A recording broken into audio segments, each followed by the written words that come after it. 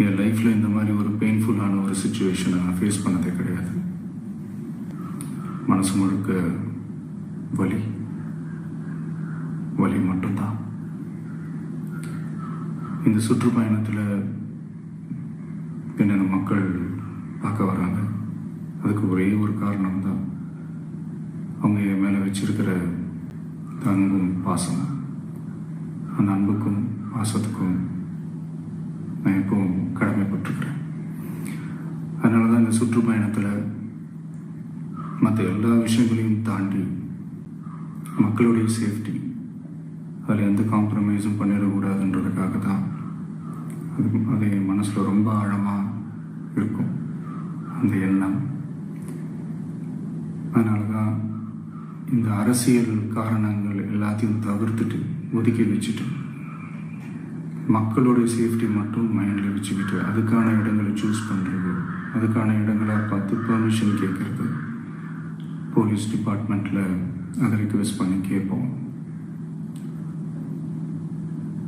ஆனால் நடக்கக்கூடாதது நடந்துருச்சு. நானும் மனுஷன் தானே. அந்த நேரத்தில் அத்தனை பேர் பாதிக்கப்பட்டு இருக்கும்போது எப்படி அந்த ஊரை விட்டுட்டு என்னால் கிளம்பி வர முடியும்?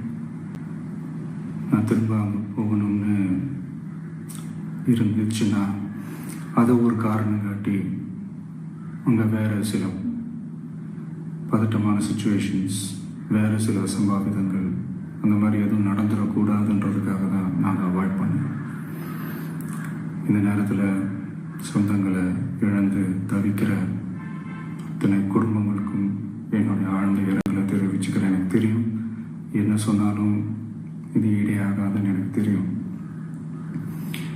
ஹாஸ்பிட்டலில் ட்ரீட் பண்ணிகிட்ருக்கிற எல்லாருமே சீக்கிரமாக க்யூர் ஆகி வரணுன்றது இந்த நேரத்தில் நான் வேண்டிக்கிறேன். கூடிய சீக்கிரமே உங்கள் எல்லாரையும் நான் சந்திக்கிறேன். இந்த நேரத்தில் எங்களுடைய வலிகளை, எங்களுடைய நிலைமையை புரிஞ்சுக்கிட்டு எங்களுக்காக பேசின அரசியல் கட்சிகளை சார்ந்த நண்பர்கள், தலைவர்கள் அனைவருக்கும் என்னுடைய நன்றியை தெரிவிச்சுக்கிறேன். கிட்டத்தட்ட ஒரு 5 மாவட்டத்துக்கு பிரச்சாரத்துக்கு போனோம். இந்த மாதிரி எதுவுமே நடக்கல. ஆனால் கரூரில் மட்டும் ஏன் எப்படி நடக்குது, எப்படி நடக்குது?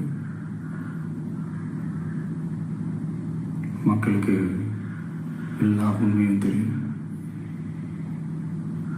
மக்கள் எல்லாத்தையும் பார்த்துக்கிட்டு இருக்கிறாங்க.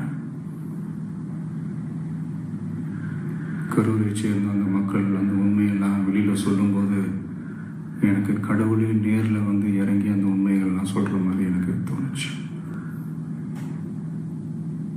சீக்கிரமே எல்லா உண்மைகளும் வெளியில் வரும்.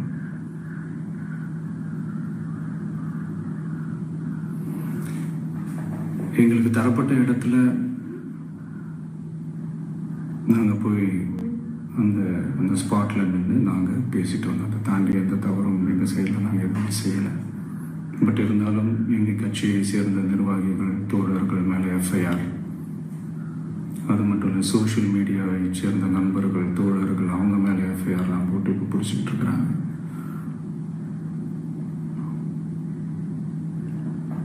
சிஎம் சார், உங்களுக்கு ஏதாவது இந்த பழி வாங்கணும் அப்படின்ற எண்ணம் ஏதாவது இருந்துச்சுன்னா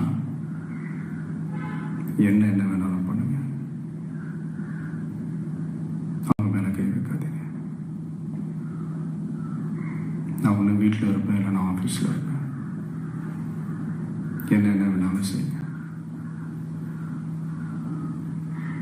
நண்பர்களே, தோழர்களே, நம்மளோட அரசியல் பயணம் இன்னும் ஸ்ட்ராங்காக, இன்னும் தைரியத்தோட கண்டினியூ ஆகும்.